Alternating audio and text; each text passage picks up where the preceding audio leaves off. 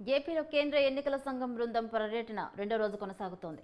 విజయవాడలోని నోవెటెల్ హోటల్లో రెండో రోజు ఓటర్ల జాబితా ప్రత్యేక సమగ్ర సవరణకు సంబంధించి 2024 ఎన్నికల సన్నద్ధత కార్యకలాపాలపై ఈసీ బృందం సమీక్ష నిర్వహించింది. రాష్ట్ర ఎన్నికల అధికారులు, ఎస్పీలు, కలెక్టర్లతో బృందం చర్చలు జరిపింది. ఓటర్ల జాబితా, పోలింగ్ సన్నద్ధతపై ఇతర అంశాలపై చర్చించింది.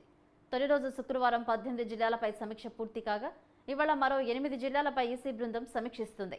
చెక్పోస్టులు, తనిఖీల కేంద్రాల ఏర్పాటుపై ఆరా తీసింది. సమస్యాత్మక సున్నిత ప్రాంతాల్లో భద్రత ప్రత్యేక దృష్టి పెట్టాలని అధికారులకు ఈసీ బృందం దిశానిర్దేశం చేసినట్లు సమాచారం.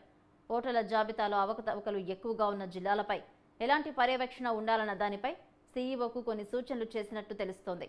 మధ్యాహ్నం సీఎస్, డీజీపీ, వివిధ శాఖల ఉన్నతాధికారులతో ఈసీ బృందం కూడా భేటీ కాబోతున్నట్లు తెలుస్తోంది.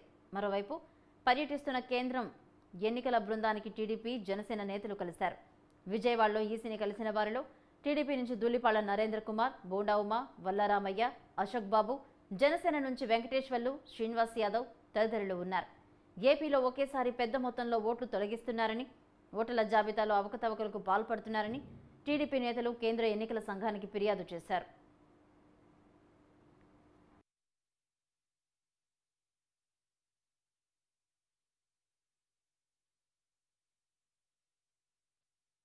కేంద్ర ఎన్నికల బృందాన్ని తెలుగుదేశం పార్టీ బృందం కలవటం జరిగింది. ఓటర్ల లిస్టుకు సంబంధించి ఏదైతే అధికార పార్టీ నాయకులు పలు అక్రమాలకు పాల్పడుతూ ఉన్నారో ఆ అంశాలన్నీ కూడా కేంద్ర బృందానికి మేము దృష్టి తీసుకురావడం జరిగింది.